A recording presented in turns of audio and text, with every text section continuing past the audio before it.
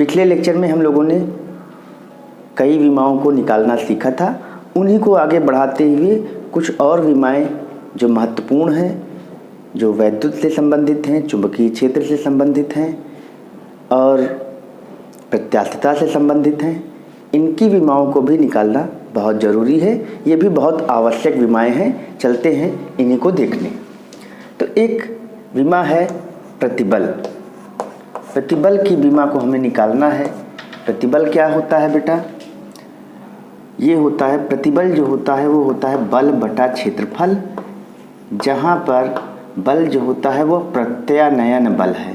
अगर हम कहें तो ये प्रत्यानयन बल बटा क्षेत्रफल होता है।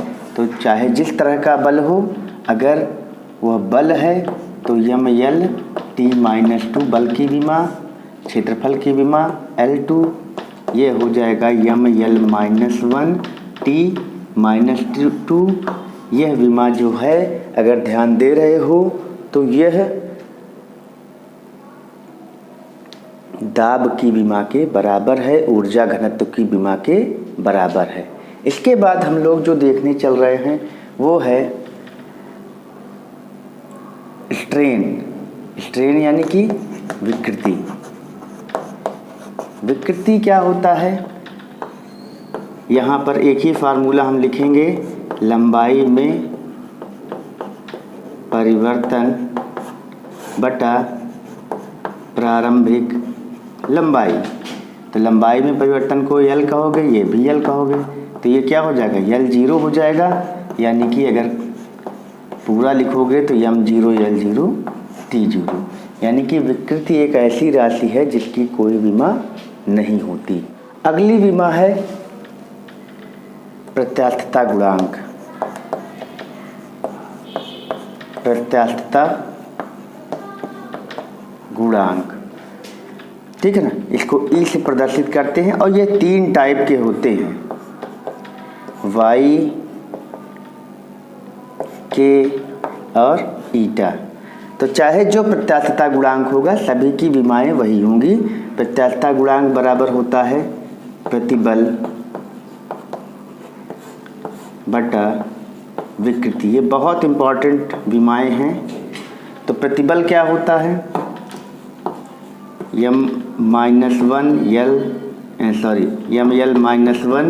t-2 जो दाब की विमा होती है। विकृति की विमा L0 है या m0 L0 t0 है। तो ये क्या हो जाएगा?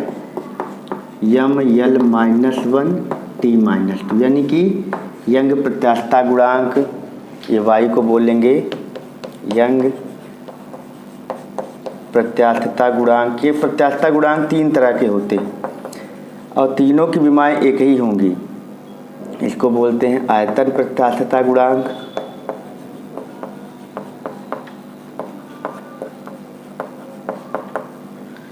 और इसको बोलते हैं दृढ़ता गुणांक। ऐसे लिख लेना बेटा, ताकि अगर इन तीनों में से कोई की विमा पूछी जाए तो वही विमा होगी जो प्रतिबल की होगी, वही विमा होगी जो दाब की होगी, वही विमा होगी जो ऊर्जा घनत्व की होगी। तो ये बहुत इंपॉर्टेंट टॉपिक जो है ये प्रत्यास्थता का है, ठीक है ना? तो प्रतिबल बटा विकृति, प्रतिबल की विमा दाब की विमा के बराबर होती है। ये 3 प्रकार के प्रत्यास्थता गुणांक हैं। इन तीनों की जो विमाएं होंगी वो बराबर होंगी, वही होंगी। जो निशान तुमने दाब पर लगाया होगा यहाँ पर, है ना, वही निशान यहाँ लगा लेना, वही निशान यहाँ लगा लेना। तो ये हमारी हो गई प्रतिबल, विकृति, इन सब चीज़ों की विमाएं।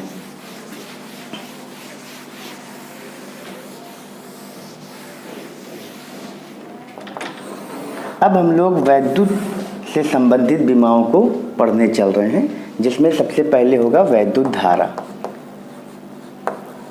तो वैद्युत धारा का सूत्र क्या होता है बेटा? इसको I से प्रदर्शित करते हैं। हालांकि I बराबर होता है Q बटा T, लेकिन I को केवल A से प्रदर्शित करते हैं, ऐसे A से, ठीक। अब आवेश अगर पूछा जाए, आवेश का क्या होगा? तो इसी फार्मूले को यहाँ सही कर लो। तो Q बराबर IT। I को क्या लिखा जाएगा? A।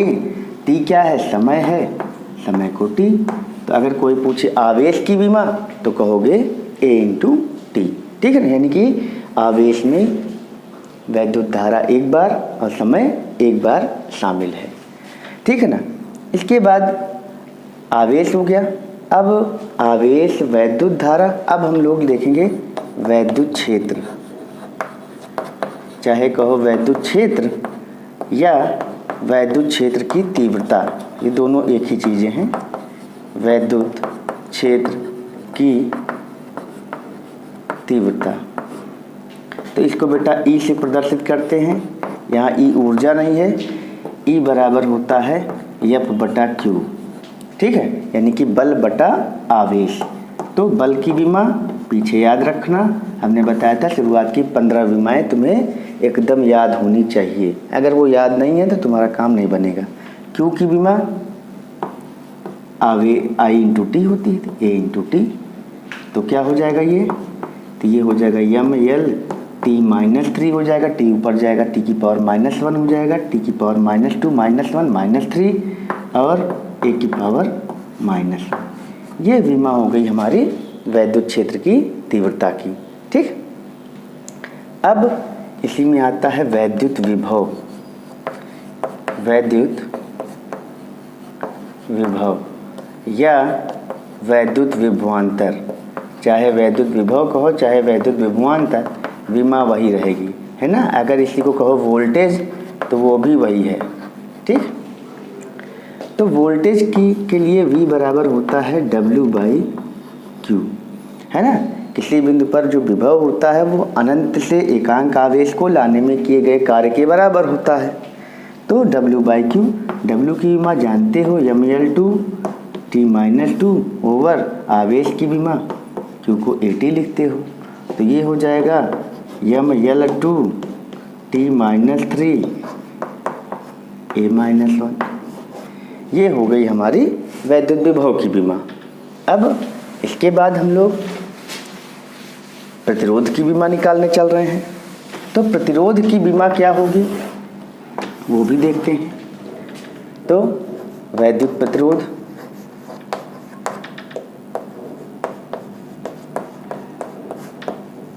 ये क्या होता है बेटा, R। अब R का एक फार्मूला होता है V/I, V/I बराबर R। लेकिन हम यहाँ एक और फार्मूला यूज कर ले रहे हैं बेटा, जो हल्का फार्मूला होता है H बराबर I²RT। किसी भी वैद्युत प्रतिरोध में T समय तक I धारा प्रवाहित करने पर जो उसमें ऊष्मा उत्पन्न होती है वो H बराबर I²RT होता है। 10th में सभी लोगों ने इसको पढ़ा है। तो यहाँ से R बराबर क्या हो जाएगा, H/I² इंटू टी, ठीक। H क्या है, हीट है, हीट का मतलब ऊर्जा यानी कि mL2 T-2, करंट का स्क्वायर यानी कि A का स्क्वायर, टाइम का मतलब T, ये हो जाएगा mL2 T-3 A-2। तो देखो ये किस चीज़ की बीमा हो गई है, वैद्युत प्रतिरोध की। इसी तरह से प्रतिरोध की बीमा को हम लोग V बराबर IR से भी निकाल सकते हैं। V बराबर IR से R बराबर क्या होगा, V/I, इससे भी निकाला जा सकता है। लेकिन यह सूत्र जो है वो कंपटीशन की दृष्टि से ज़्यादा महत्वपूर्ण है, क्योंकि यहाँ पर तुम्हें और फार्मूलों का मालूम होना ज़रूरी है। जैसे V की जगह क्या तुम जानोगे, W/Q, ठीक है ना, बटा I।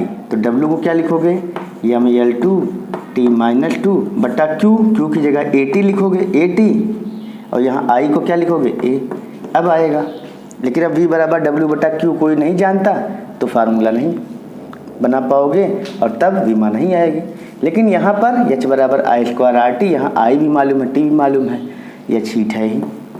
तो यहाँ से देखो mL2 T-3 देखो हो गया कि नहीं, ऊपर जाएगा, और A का स्क्वायर ऊपर जाएगा A, तो आना वही है।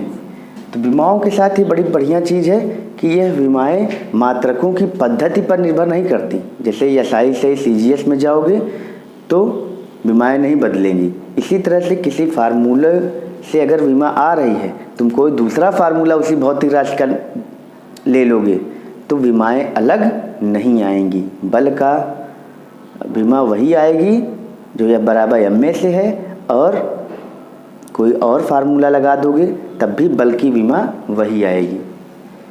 तो वैद्युत प्रतिरोध हो गया।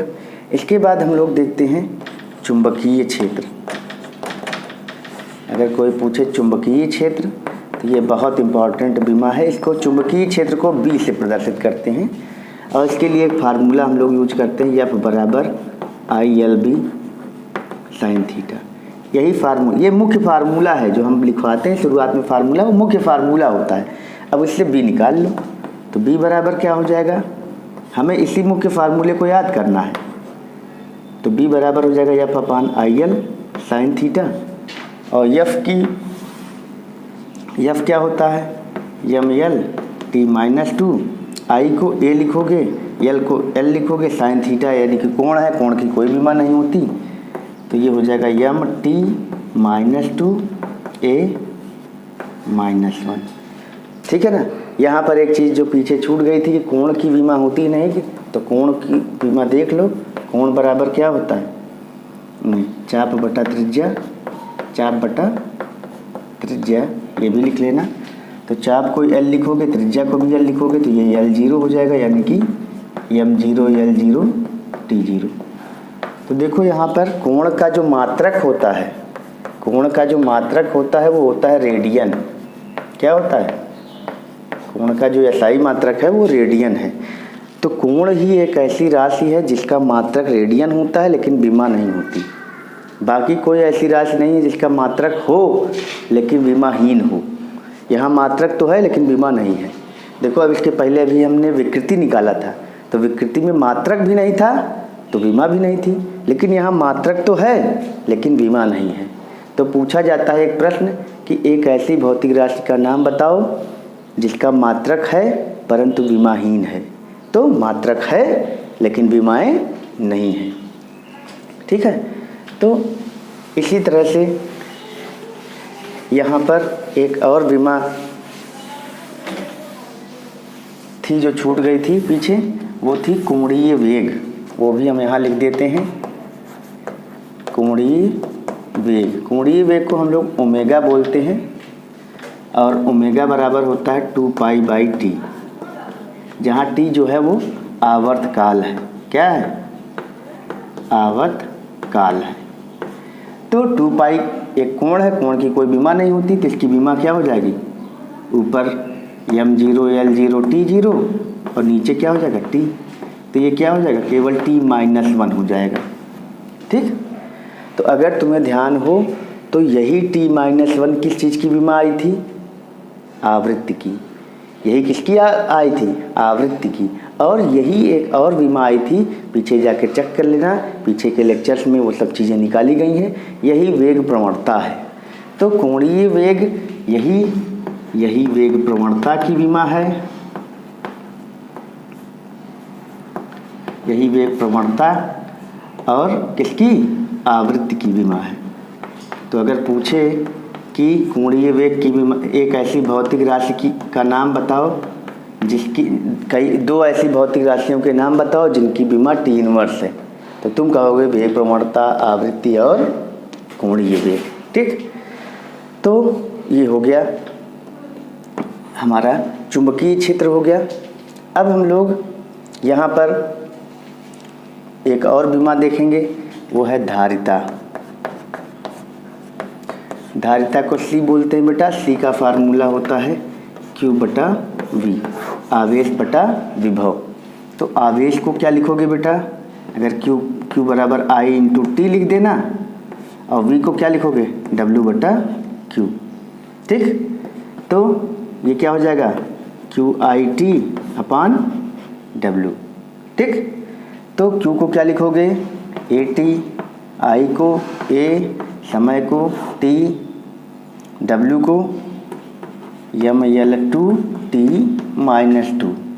तो ये कितना हो जाएगा बेटा, L2 कहीं और नहीं है, तो L-2 T-2 ऊपर जाएगा, +2 हो जाएगा और T 2 बार और है, तो T की पावर हो जाएगा 4 और A का हो जाएगा स्क्वायर। ये हो जाएगी धारिता की बीमा। बहुत इम्पॉर्टेंट बीमाओं में से यह एक है। ठीक है ना। तो यह बीमा इस तरह से निकाली जा सकती है। यहाँ पर एक फार्मूला इसका और यूज किया जाता है जो हम कहेंगे शॉर्ट फार्मूला है। U बराबर होता है ½ Q²/C। ये ऊर्जा होती है। क्या होती है? संधारित्र की ऊर्जा। तो C बराबर क्या हो जाएगा? Q²/U। Q²/U। अब Q क्या है? आवेश है, तो ये हो जाएगा A²T²। और U क्या है? ऊर्जा है, तो M_L2T -2। ले जाओ ऊपर, देखो क्या आता है, M-1 L-2 और T ऊपर जाएगा -2 +2 हो जाएगा, और +2 +2 +4 A2। बताओ वही आया कि अलग आया? यहाँ M-1 होगा, यहाँ देखो पीछे वाले में गलती हो रही थी, ये ऊपर जाएगा M-1 L-2 T⁴ A⁴2। M-1 L⁻², T⁴ A⁴²। तो हमने बताया चाहे जो फार्मूला यूज करो, अगर राशि वही है, संबंध सही है, तब तुम्हारा विमाएँ वही आएंगी। तो इस तरह से हम लोगों ने इन विमाओं को देख लिया। इसके बाद और कुछ महत्वपूर्ण विमाएँ हैं जो कि है ε0, यानी कि वैद्युतशीलता।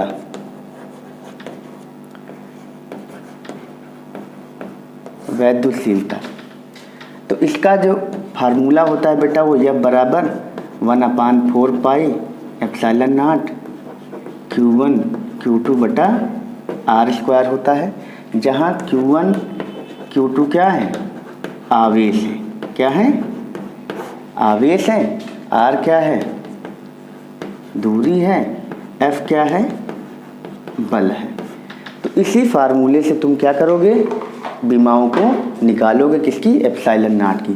तो ε0 बराबर क्या हो जाएगा? Q1 Q2/4 पाई R² F। तो Q1 Q2 Q की जगह AT, फिर AT/R² को L² F को M_L2T -2। सब सही कर लो। तो क्या हो जाएगा? ये M ऊपर जाएगा M-1, L कै बार है? L 4 बार है, और कहीं L नहीं है, तो L की पावर क्या हो जाएगा? -4। ठीक, यहाँ L², ये यहाँ F की विमा M_L2T -2 होता है बेटा, ठीक कर लेना। तो L की पावर क्या हो जाएगी? 3 है, ऊपर जाएगा M-1 L-3 T -2 ऊपर जाएगा, +2 हो जाएगा, और T यहाँ 2 बार और है, T⁴ हो जाएगा, और हो जाएगा A²। ठीक, इसको एक तरह से और हम लोग निकालते हैं। इसका जो मात्रक होता है, ε0 का जो मात्रक होता है, वो होता है कूलाम² प्रति न्यूटन मीटर²। तो कूलाम² का मतलब A²T² विमा में, न्यूटन का मतलब M_L2T -2, मीटर का स्क्वायर का मतलब L2। M-1 L की पावर -3, T क्या हो जाएगा? 4 A⁴2। देखो वही आया कि नहीं आया? M-1 L-3 T⁴ A²। तो ये चीज़ें ε0 यानी कि वैद्युतशीलता का मात्रक और विमाएँ हैं। तो ε0 का मात्रक यहाँ कहाँ से आया? यहीं से Q × Q, Q1 Q2, coulomb का स्क्वायर, और ये क्या हो गया? मीटर का स्क्वायर, ये न्यूटन। तो इसी फार्मूले से ये मात्रक है। ये मात्रक अगर याद रखोगे तो बड़ी आसानी से तुम्हें ये मिल जाएगा। ठीक, इसी प्रश्न में तुमसे पूछा जाता है 1/4 पाई ε0 की विमा। अगर कहा जाता है 1/4 पाई ε0 की विमा निकालो, तो फार्मूला तो फिर वही लगेगा, और ये जो अभी आया था ε0 की विमा, इसी का वो उल्टा आएगा। तो 1/4 पाई ε0 बराबर क्या हो जाएगा? ये हो जाएगा FR² Q1 Q2, है ना। तो 1/4 पाई ε0 का अगर मात्रक निकालोगे तो क्या हो जाएगा? न्यूटन मीटर² प्रति कूलाम, और कूलाम का गुणा होगा कूलाम²। तो चाहे इस फार्मूले से निकाल लो, चाहे इससे। न्यूटन का मतलब बल M_L2T -2, मीटर का स्क्वायर का मतलब L2, कूलाम का मतलब है कि AT, इसका स्क्वायर हो जाएगा। तो क्या हो जाएगा, mL3T 2 ऊपर जाएगा -2 होगा, -2 -2 -4 और A की पावर -2। तो ये विमा हो गई 1/4 पाई एप्सिलॉन नॉट की। ठीक, इसके बाद एक और विमा होती है जो कि चुंबकीय क्षेत्र से संबंधित है, और वह विमा है म्यू नॉट। म्यू नॉट को बोलते हैं चुंबकशीलता। जैसे वहाँ वैद्युतशीलता था, वैसे यहाँ क्या है, चुंबकशीलता। तो इसकी विमा अगर हम लोग देखना चाहें तो इसकी विमा, इसका जो मात्रक होता है, म्यू नॉट का जो मात्रक होता है वो होता है न्यूटन प्रति एम्पियर स्क्वायर। ठीक है ना। तो म्यू नॉट का जो मात्रक होता है, अभी के लिए इतना ही याद कर लो, बाकी जब फार्मूले पता लगेंगे तो वहाँ काम होगा। लेकिन हम वो चीज़ें बता रहे हैं जो तुम्हें याद करने में बड़ी आसान रहेंगी। ठीक है, और अच्छे से तुम लगा सकते हो। तो न्यूटन को क्या लिखोगे, mL/T-2, एम्पियर को A2। तो हो जाएगा mL/T-2 A-2। तो ये 60 मेथड हैं, इनकी विमाएँ तुम्हें पता लग गई। ठीक है ना। अब एक और चीज़ है, वो है स्वप्रेरकत्व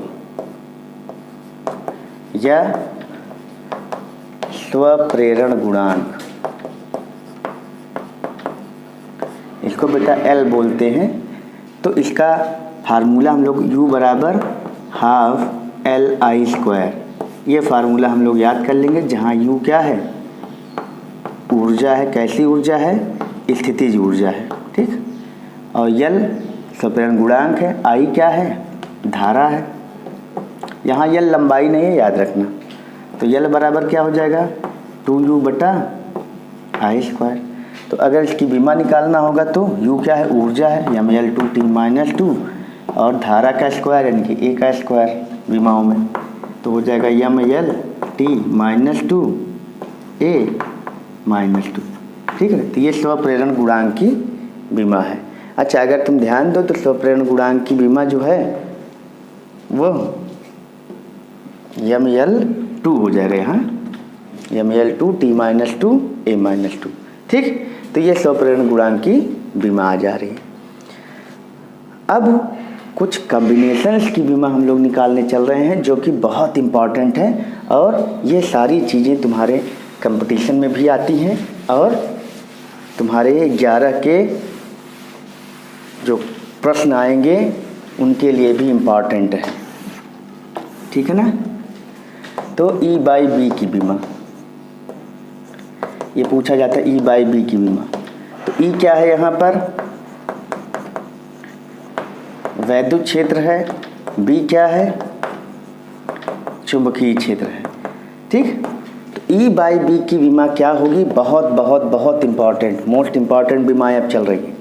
तो बेटा जान लो E/B बराबर होता है C। ठीक है ना। E/B बराबर होता है C या V कर लो, वेग। क्या होता है, वैद्युत क्षेत्र और चुंबकीय क्षेत्र का जो अनुपात होता है वो वेग के बराबर होता है। अच्छा, अगर तुम्हें ये चीज़ फार्मूला नहीं मालूम तो तुम पहले वैद्युत क्षेत्र की विमा रखोगे, यहाँ चुंबकीय क्षेत्र की विमा, पीछे जो चले जाओ और दोनों की विमाओं का अनुपात निकालोगे तो तुम देखोगे कि जो आएगी विमा वो LT-1 आएगी, और LT-1 आने का मतलब वेग।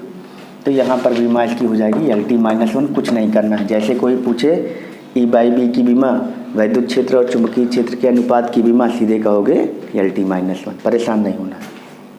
ठीक है ना।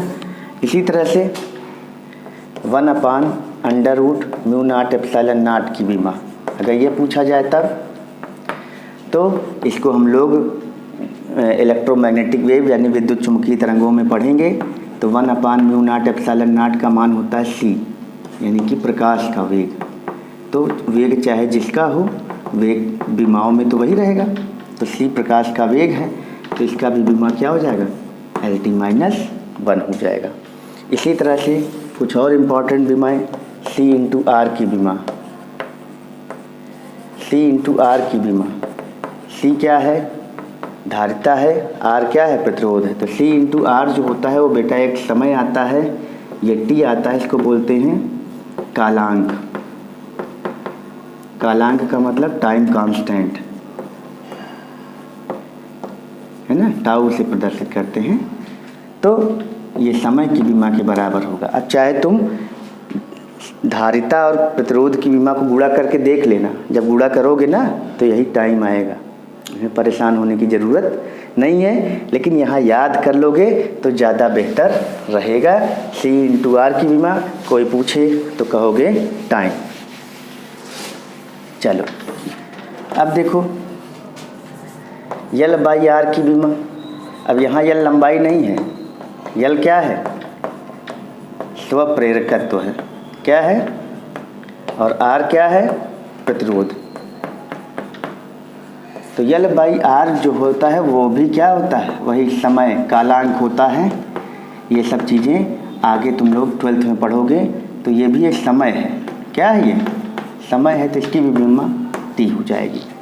ठीक, तो ये विमाओं का जोड़ घटाव इस तरह से तुम लोग जान जाओगे।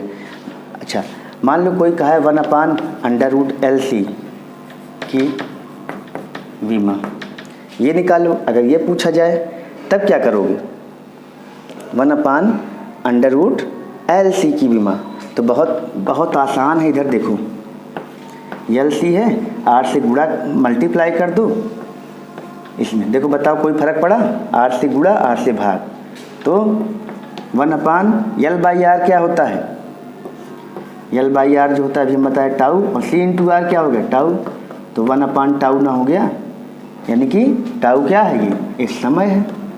तो विमा क्या हो जाएगी, 1/T बराबर T−1। तो विमाएँ आ गई कि नहीं, तो 1/√LC की विमा किसके बराबर आ गई, आवृत्ति की विमा के बराबर।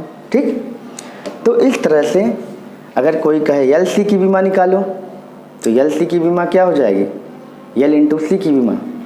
L/C की विमा अगर निकालना हो तो वो भी आ जाएगी, क्या हो जाएगा, जल्दी बोलो। चलो LC की विमा, LC की विमा, तो L/C बराबर L/R, C/R, R से गुणा R से भाग। L/R क्या हो गया, T हो गया, CR क्या हो गया, T हो गया, क्या हो जाएगा, T² हो गया।